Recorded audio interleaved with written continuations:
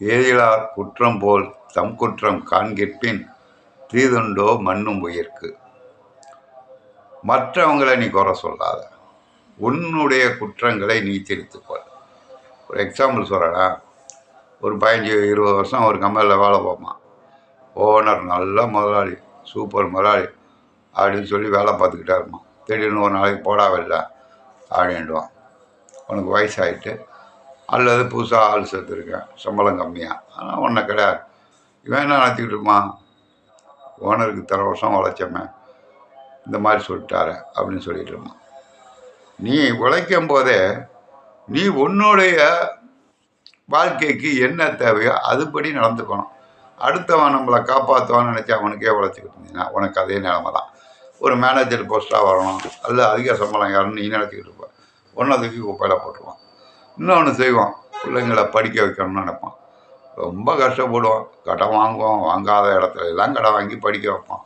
எதுக்கு? பிள்ளைங்களை பெரிய ஆளாக்கிடணும், பிற்பாடு நம்மளை காப்பாற்றுவான்னு எல்லாம் செஞ்சிடுவான். கடைசியில் பிள்ளைங்க போடான்னு வார்த்தி விட்டுருவான், ஒன்றும் செய்யாது. அப்போ சொல்லுவான், என் பிள்ளை அதை செஞ்சுட்டு என் பையன் இதை செஞ்சுட்டான், என் பொண்ணு அப்படி பண்ணிட்டா இப்படி பண்ணிட்டான்னு. அதெல்லாம் நீ ஏன் சொல்கிற?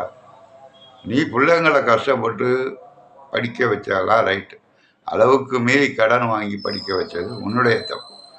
உன்னுடையது நம்ம செஞ்ச தவறுன்னு நீ ஆரம்பத்திலே அதை செய்யாமல் இருந்துட்டீங்கன்னா, ஒரு எக்ஸாம்பிள் தரேன், கவர்மெண்ட் ஸ்கூல் இருக்கும், இவன் கவர்மெண்ட் ஸ்கூலில் படிக்க வைக்க மாட்டான்.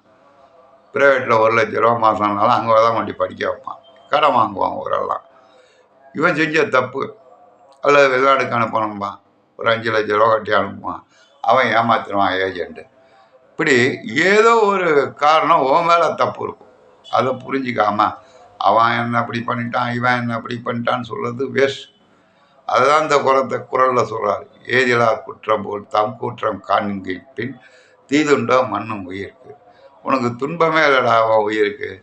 நீ வாழும்போதே உனக்கு என்னதான் நடக்கும், மற்றவன் வாழ்க்கையை பார்த்து உணர்ந்து கொள்ள வேண்டும். அடுத்தவன் குடும்பத்தில் இந்த மாதிரி ஒரு பிரச்சனை வரும்போது தன் குடும்பத்தில் அந்த மாதிரி வரும் அப்படிங்கிற எண்ணம் செய்யறதாகும். இன்றைக்கி உன் பையன் காப்பாற்றலை பொண்ணு காப்பாற்றலைன்னு நீ புலம்புறது வேஸ்ட். நீ சம்பாதிக்கும் போதே நாளைக்கு நம்மளுக்கு, அதாவது வயதானா நடக்க முடியாத நிலைமை வரும், எல்லாருக்கும் தெரிஞ்ச விஷயம்.